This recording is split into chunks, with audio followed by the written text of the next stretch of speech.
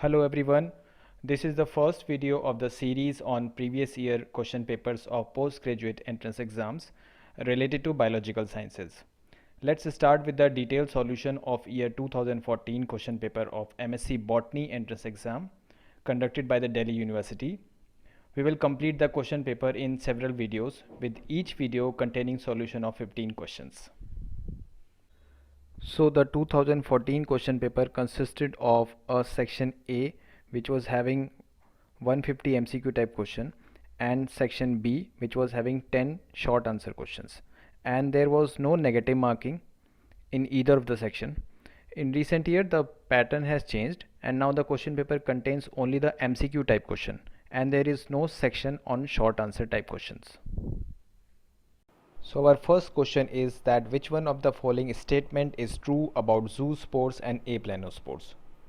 So in this question basically they are asking about the motility of zoospores and aplanospores, and they are differentiating them on the basis of the presence or absence of flagella. So let's study a little bit about zoospores and aplanospores. Zoospores and aplanospores are produced during asexual reproduction in algae and fungi.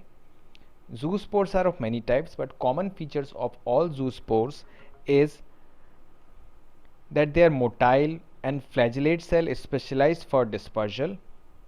They are naked and wall-less, and the endogenous food reserve is majorly consumed for locomotion. The common features of aplanospores are that they are non-motile and have cell wall. They are resistant to harsh environmental conditions, and they are comparatively larger than zoospores. From this discussion, we came to know that our option A is correct, that is zoospores are flagellate while aplanospores are non-flagellate. Second question is phycocyanin and phycoerythrin are characteristics of. Phycocyanin and phycoerythrins, as we know, are two phycobiliproteins pigment. They have given four options: Phaeophyce, Chlorophyce, Cyanophyce, and Rhodophyce. These are four algal classes. So I'm going to show you a table.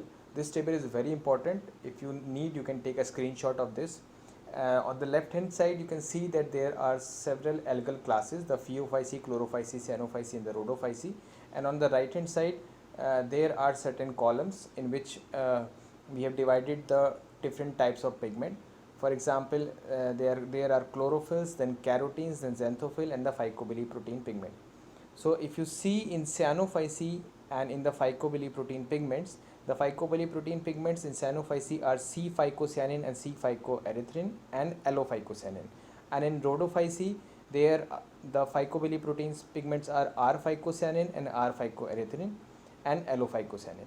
So since the question do not differentiate the phycocyanin into C and R form as well as the phycoerythrin into C and R form, both the option C and D should be correct. But in the answer key it was given that only option D is correct. But I think that phycocyanin and phycoerythrin, since their C and R form is not defined in the question, both the option C and option D should be correct. So the next question is that in Chlorophyce the pyranid is generally embedded in. They have given four organelles of green alga, that is the cell wall, chloroplast, cytoplasm, and the nucleus. So let's study a little bit about pyranid. Pyranoids are subcellular protein rich, that is out of the total protein 90% protein is especially rubisco, and it starts surrounded micro compartments in chloroplast of many alga. Among the land plants they are in single group of hornworts. So you can see the figure on the right hand side, the pyranoids are shown inside the chloroplast. So our second option, that is the in Chlorophyce the pyranid is generally embedded in chloroplast, is correct. Now let's study a little bit more about pyranoids. They mainly function for CO2 fixation through a carbon concentrating mechanism which is called CCM by providing and maintaining a CO2 rich environment around rubisco. Now this is a functional analogy with carboxysomes of cyanobacteria, and this CCM, that is the carbon concentrating mechanism, favors carboxylation in place of oxygenation, which is generally a wasteful process by rubisco. So next question is Nanandrium form is found in. The options are Chlamydomonas, Volvox, Oudogonium and Cara. So we all know that the Nanandrium form is found in Oudogonium. So the answer is C, Oudogonium. Now Oudogonium is actually a freshwater free living filamentous algae. This is the member of family of class Chlorophyceae, and the family is Oudogoniaceae. This Oudogoniaceae family consists of three genera: Oudocladium, Bulbocete and Oudogonium, and these three genera includes around 400 species. On the right hand side you can see the figure of an Oudogonium filament. Now depending on the distribution of sex organs, the Oudogonium species is divided into Macrandrus type and Nanandrus type. Now in the Macrandrus type, the antheridia occurs on filaments of normal size, and these are further divided into two types: the Macrandrus monoecious, in which the antheridia and oogonia occur on the same filament, that is they are bisexual, example Oudogonium nodolusum; and then Macrandrus dioecious, in which the antheridia and oogonia occurs on the separate filament, that is unisexual, example Oudogonium crassum. Now coming to the Nanandrus type, they show sexual dimorphism. The male and female filament can be distinguished morphologically. The antheridia are produced by male filaments which are reduced and are called nanandria. On the right hand side figure you can see the small filaments on the supporting cells. These are called as nanandrium or dwarf male filament, which are haploid, and they are actually attached to the female filaments, and hence they are epiphytic in nature, that is nanandria are epiphytically attached to the female filament, example Oudogonium concatenum. So next question is about Carpogonium. They are asking about whether the Carpogonium is a male reproductive structure or a asexual reproducing body, or a embryo-like structure, or a female reproductive structure. So let's see what is a Carpogonium. So Carpogonium is a female reproductive organ in the red algae, that is the Rhodophyta. It develops on a carpogonial filament. The terminal cell of the carpogonial filament acts as a carpogonial mother cell, which in turn modifies into Carpogonium. So how does a Carpogonium look like? The Carpogonium is actually a flask shaped structure. You can see in the diagram. The solen base contains the egg nucleus, and the tubular neck region is the elongated tricogyne. In the structure, in the diagram, you can see that there are sterile cells on the lateral side as well as the basal cells, which are also sterile, which are actually initial of the carpogonial filament.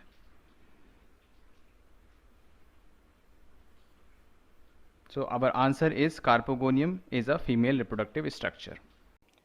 So in the next question they are talking about Hormogonia. They are asking that whether the Hormogonia are vegetative structure or sexual reproduction aiding structure, or they help in asexual reproduction in various class of algae such as Cyanophyceae, Chlorophyceae, Phaeophyceae or Xanthophyceae. So let's see what actually is a Hormogonia. So Hormogonia are motile filaments of cell formed by some cyanobacteria. They are usually found in the members of Nostochales and Stygonematales, and they are common method of vegetative reproduction in Cyanophyceae. And the Hormogonia glides away from the main filament and develops into new fully fledged filament. You can see in the figure on the right hand side the main filament darker, the longer threads one, and the very small fiber like structure, that is those are the Hormogonia emerging out of the main filaments. One important point here is that the symbiotic cyanobacteria uses Hormogonia inducing factor from the host. That is, the induction of Hormogonia in the cyanobacteria is actually initiated by a Hormogonia inducing factor that is secreted by the host of the symbiotic cyanobacteria. This is very important point. So our answer for this question will be that Hormogonia are means of vegetative multiplication in Cyanophyceae. Now next question is that heterocysts are mainly related to photosynthesis, sexual reproduction, nitrogen fixation or mucilage production. So let's see what actually is a heterocyst.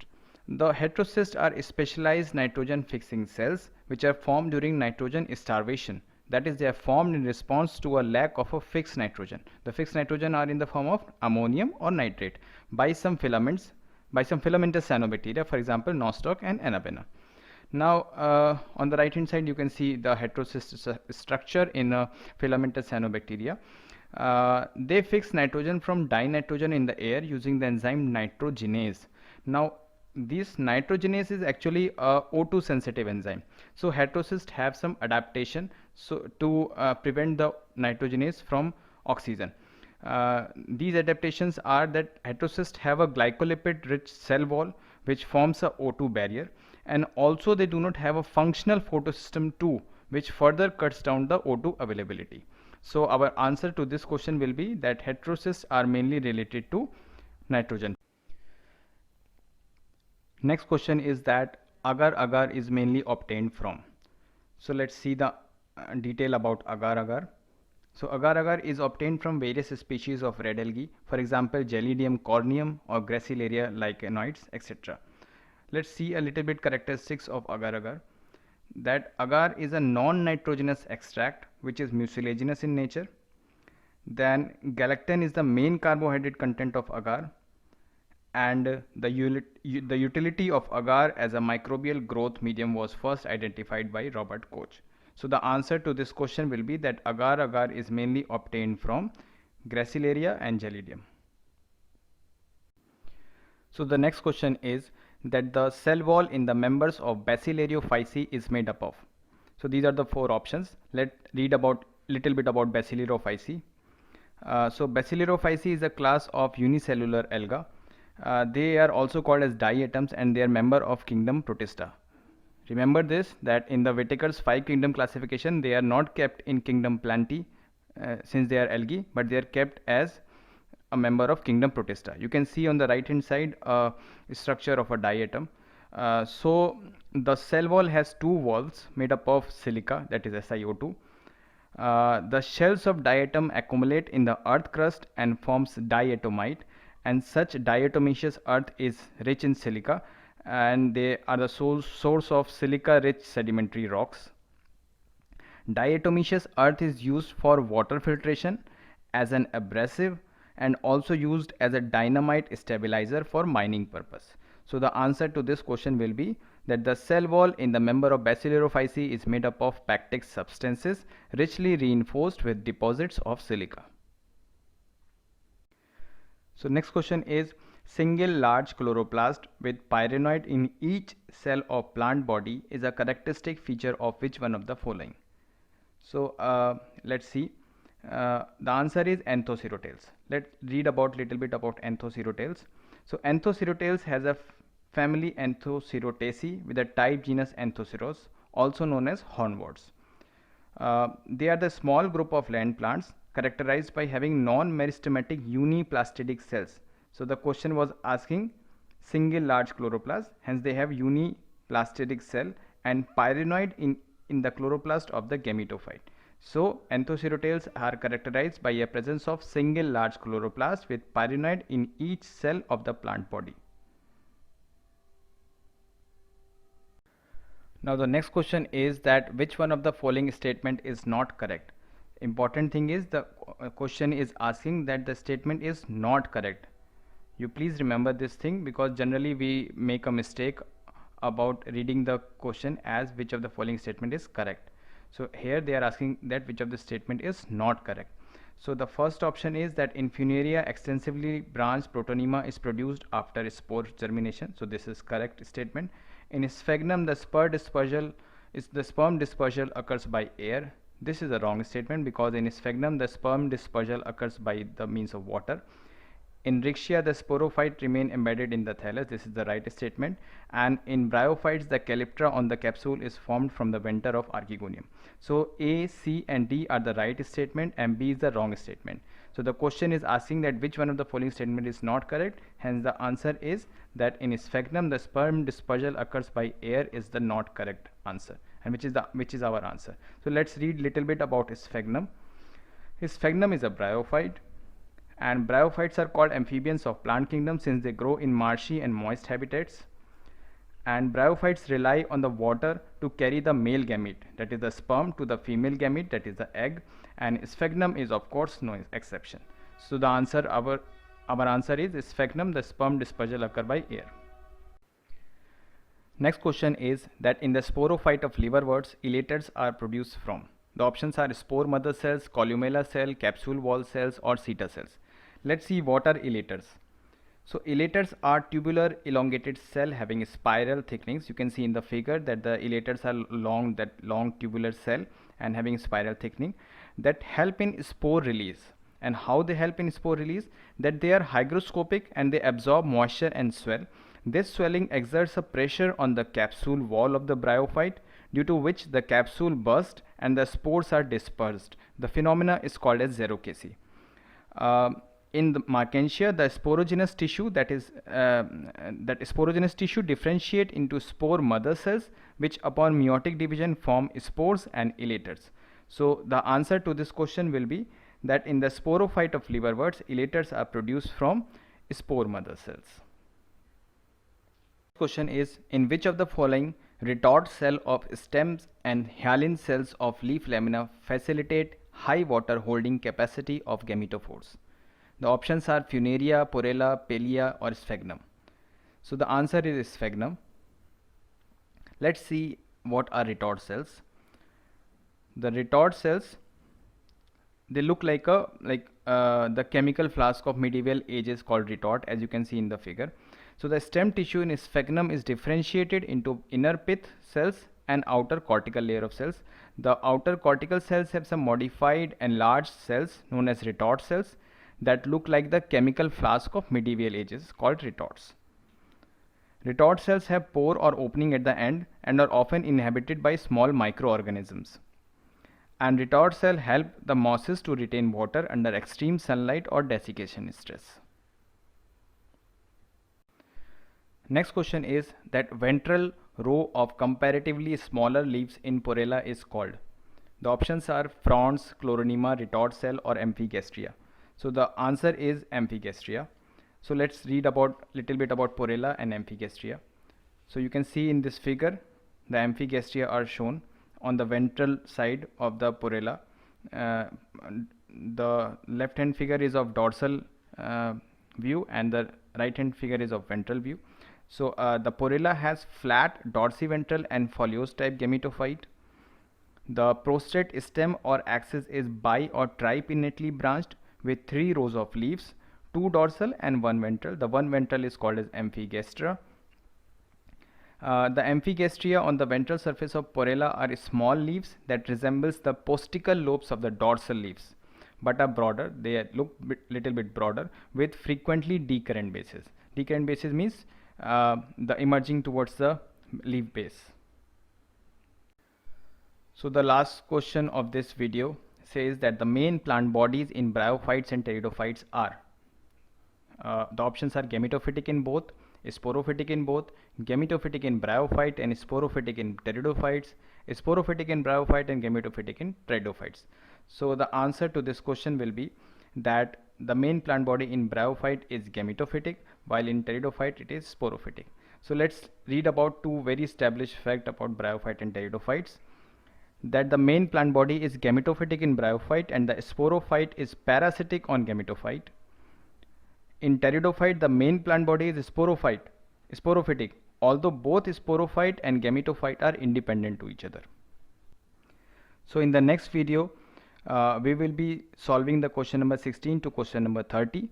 I will be giving you my detailed solution with explanation. If you find any mistake in this solution, please do comment.